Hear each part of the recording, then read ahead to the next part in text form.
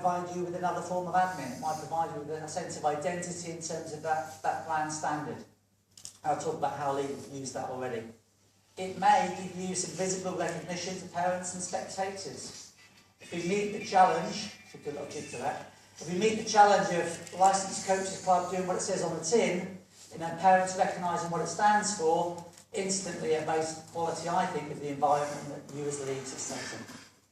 And again, really, really importantly, I've heard it talked about before, how do you recruit your volunteers, where do you recruit your coaches from?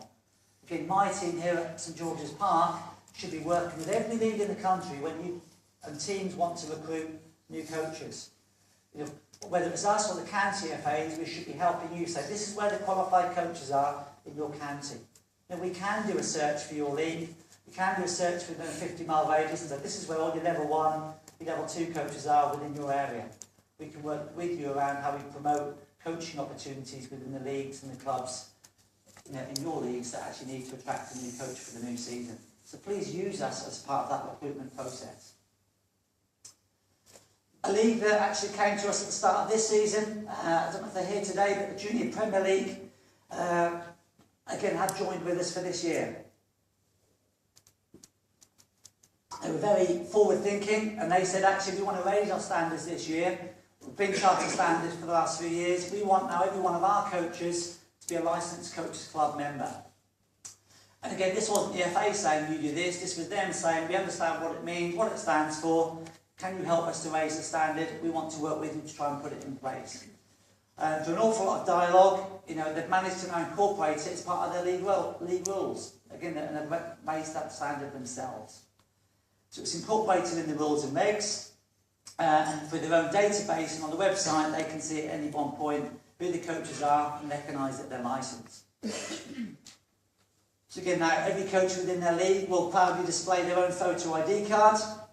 They have their own rule that says it must be displayed on a match day, and actually, they have to wear that card within a certain technical area, or if they're involved in any administering of first aid.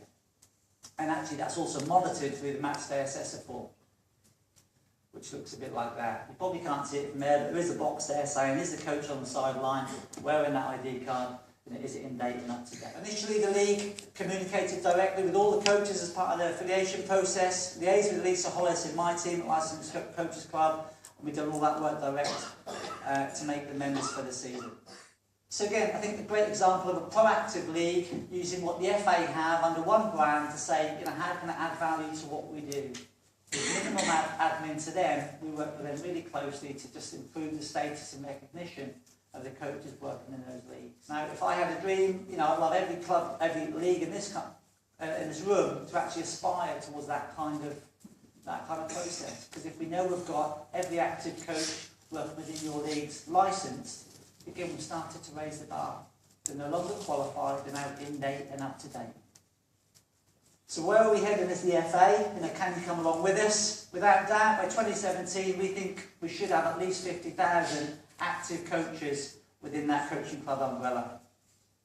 I'm working with Kelly and Nick and Andrew and their team to actually look at when the National Game Strategy is revised, we do start to change that target from being 80% of all coaches a part of Charter Standard and qualified to actually, I'd love to see 80% of all coaches are licensed. Because it's the right thing to do.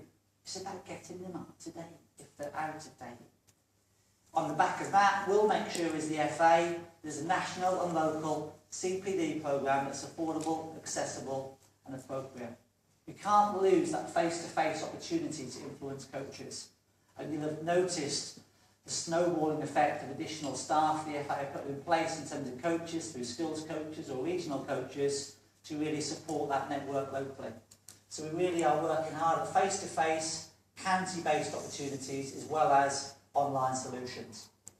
As I mentioned, the only way we can actually deal with this massive influx of new coaches will be to have online working, and again, content coming from St George's Park on a regular basis. Again, the commitment there is to make as much of that accessible and affordable as possible, and ideally free of charge.